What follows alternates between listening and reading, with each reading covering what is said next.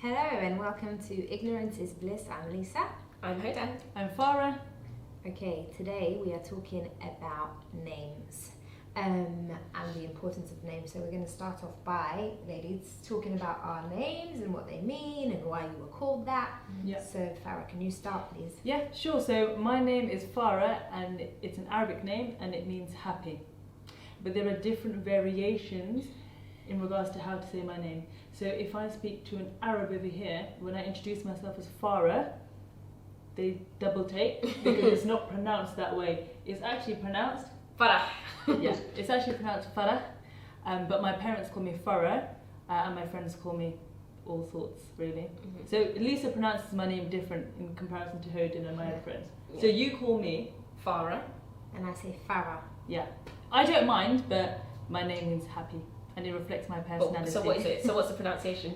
I actually don't mind how it's pronounced. The actual pronunciation is the Arabic. Yeah. Because it's an Arabic name. Yeah. So the pronunciation is how you said it. That's the correct pronunciation. Okay. But I don't mind Farah. I don't mind. So yeah, my name's Hodan. Well, I say Hodan, but it's Hodan. It's an ethnically Somali name that means wealthy. My name is Lisa. Very interesting name. Never heard it before. Never heard it before.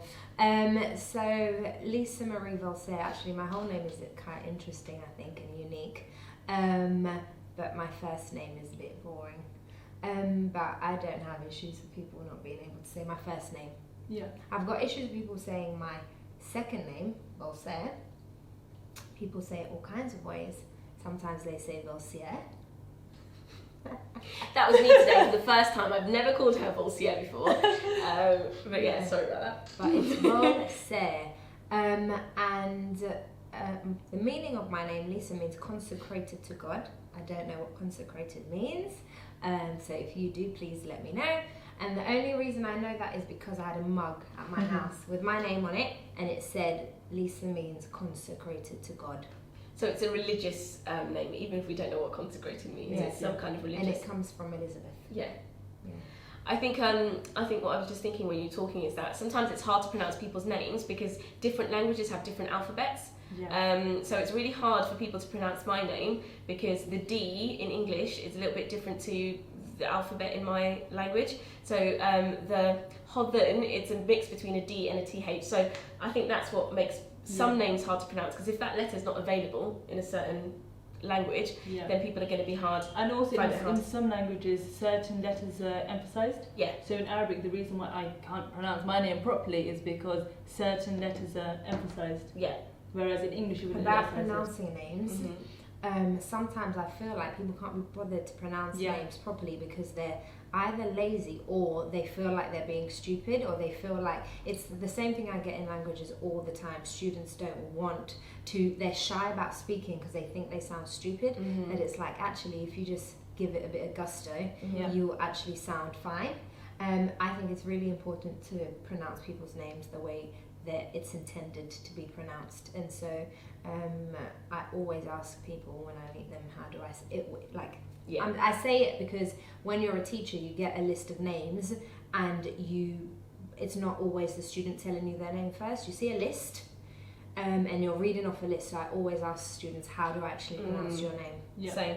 Yeah, I do the same. I do try to make a conscious effort of pronouncing a name correctly, and I always say to the students, or anyone in general, if I'm not pronouncing it correctly, please tell me so I can pronounce it correctly going But that's forward. respect as well. Yeah, absolutely. Because people's names are important to them. Yeah. I think all of our names say something about who we are, or where we've come from, or just it's just the fact that our families, our parents have given us those names. So it's really important to get it right. You guys are going to laugh. But I've had Hayden before by teachers in the past. Wow. Now I know that obviously my name doesn't. The spelling is not the same. Yeah. And it's a boy's name. It's a boy's name. I don't understand. It's a boy's name. No, I don't understand that. It's a boy's name. I think when they first see it, the closest thing that they can, or some people can kind of. But they're trying to make it basically make it more palatable, or make it similar to something they've heard before. It's like, actually, it's not Hayden at all. Hayden. Yeah, exactly. And I've had friends try to call me Danny. Yeah, Danny is D-A-N at the end of my name. Again, I don't feel like a Danny. No. I feel like that's me selling myself because Absolutely. I just don't feel it reflects who I am or my culture, my ethnic background. So yeah, I think that's cheeky. Go on. How many people actually call you Hoven that you work with? Lisa calls me Hoven because she tries really hard, which is really good. And do you know what? You've got it right. Farah calls me. Between the two. Hoden, Hedizel, Hoden. Don't even use that. Yeah. But saying that, I know how to pronounce your name as Farah. I never call you Farah. Exactly. I always call you Farah. The thing is, I feel like we don't mind. Yeah. Yeah. So if someone says Hoden, you don't mind. So you introduce yourself as Hoden, so you don't mind. Yeah. Whereas if someone said my name is Hoden, then I would call them Hoden. Yeah. Absolutely. Yeah. Well, if you said Hodan to my mum, she's heard it because obviously that's how Western people pronounce it. But that doesn't resonate with her, and also it doesn't resonate. That's not my name. I mean, it's my name in the way that it's pronounced in English letters, but really that's not. So I don't feel like a Hodan. Do you introduce yourself as Hoden because it's more palatable? Yeah. Which is maybe I made a mistake in doing that as well. But I do pronounce myself as I do pronounce my name as Hodan when I'm talking to people. I get all sorts Hodan. Like it's fine as long as people don't call me Hayden or Danny or something that's completely different, then something that isn't your name. Then I'm not. And it's like 5 letters as well. So sometimes I think, hang on a second, it's only 5 letters. Yeah. If you can understand English and read it, you should be able to put the letters together. Yeah. If you can say Swarovski, then Hoven, Schwarzkopf. Exactly. Is that the champagne company? Yeah. If you can say all of those, then Hoven. There's nothing hard about saying that, in my opinion. Yeah. Also, names represent culture, and I feel like anybody who comes across my name in a certain place of the world knows where I'm from. Yeah. Same with you, like also maybe religion. So my first name Farah is an Arabic term. It's an Arabic name. So you might associate my name with the Arab world, but when you see my surname Khan, it's Pakistani. Yeah. So you can pinpoint female, Muslim most likely, Pakistani. Yeah.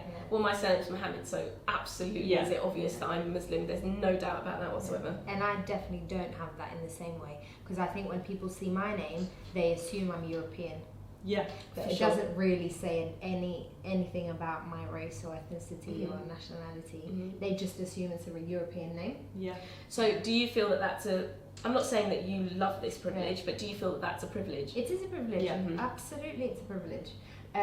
Because I think that just because we live in a judgmental society. And in a culture, I guess, in the UK, that kind of just unconsciously it's Anglo-centric, ethnocentric. Like when you see that name, you're not really gonna make any assumptions, or you might just see just like any other name. My surname Volse, I think people might be like, oh, that's interesting. They'll know it's not English. But I don't think it's a thing where they will make an assumption about my religion or anything else like that. Yeah. I think that obviously some names do come with some prejudice and discrimination. I think people are definitely judgmental on names. Especially if they've got an unconscious bias as well, or if they have an outright prejudice or discriminatory kind of viewpoint, then that allows them quick access to kind of make judgments about who you are, what your religion is. Ethnicity, religion, where you're from, class, etc. Especially where it shouldn't matter on like job applications or you going for something that has nothing to do with. So what do you think about name blind recruitment? Yeah, I think it's great. Or blind recruitment in general? Yeah. So can you tell me the difference between the two? So name blind recruitment is when the name is blacked out, you don't see the name. Blind recruitment is blanking out a few factors, so ethnicity, geographical location, etc. I think it's a good thing. In terms of blanking out more than just the name. I think blanking out the name only goes so far, and it's only like the first hurdle. And I don't know, I think obviously it'll go a long way to making things fairer. I'm just not sure that it goes far enough. But what about blind recruitment then? So blanking out, removing different factors such as ethnicity, age, where you were educated, etc. Yeah, I think that's way better because it removes more indicative content. I say indicative because that's information that can be used to kind of ascertain somebody's class, where they live, and therefore their ethnic background.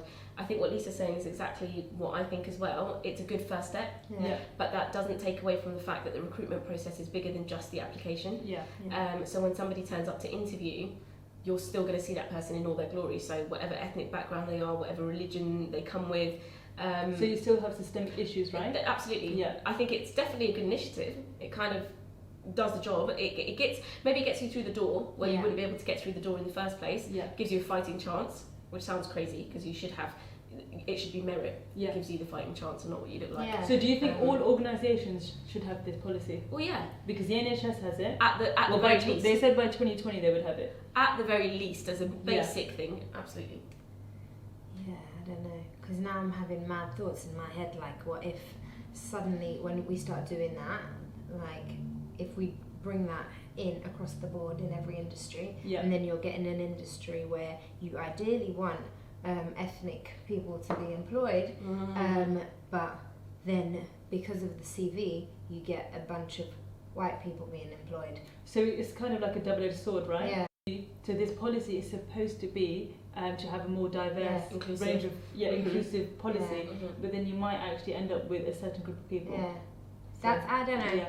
Who knows what it'll look like and how it'll work in practice, but I think it's a good step into making Into the right direction. Yeah, maybe it should be for companies where, because they have that kind of data, the companies where they don't fulfil their quotas, or they don't have ethnic minorities or people of a certain faith. Maybe So they should need do something new absolutely to try to get there. Whereas everybody else who kind of is almost getting it right anyway, or doesn't show much, it doesn't appear to show much discrimination. They've got good representation. Maybe they don't need to follow. It shouldn't be widespread. Maybe it's a need for basis. Guys, Yeah. what's the point of talking about names? Yeah, because I think I'm passionate about my name. I think it shows where I'm from. It shows my culture, my ethnicity. It says who I am. It's my parents have given it to me. It's a name that I've always been called by. It's the thing that belongs to me that other people use more than me. Yeah. It's the only thing I can think of that does belong to me that other people use more than me. Like, as in, they call me it all the time. I think of myself as my name, and I think it's important that people understand. I think it's dangerous to say that you don't want to recognise people's names or pronounce it right, because that's the same. I think it's that same argument like I don't see colour, which is like, well, I want you to see my name that's who I am. That's who I am. It comes with a whole host of things. But then don't use it against me. So know it and recognise it. Just about to say but don't then use that against me in a prejudiced and discriminatory way. My name is really important to me. I love my name. That's good. Yeah, I really do. No, it's good because lots of people have issues with it. With their name, not yours. I actually really like my surname and my whole name. So, and it's a big part of my identity. And we associate meaning to people's names, don't we? And so sometimes when people think about naming their children, you might hear a name and you're like, oh, I've taught a few naughty kids with that name. Definitely. Pick that name, you know what I mean? mean? Just being maybe responsible. Just aware is what we're saying. Always aware, because I think that's what we kind of get at on our channel, isn't it? Just being aware of things. Do you think names are important? Have you ever been discriminated against because of your name, or have you had positive experiences because of your name? Do you have an unusual name? Or do you? But do you judge people based on their name? Are you Kate Hopkins in training? Okay. See you later. Thank you.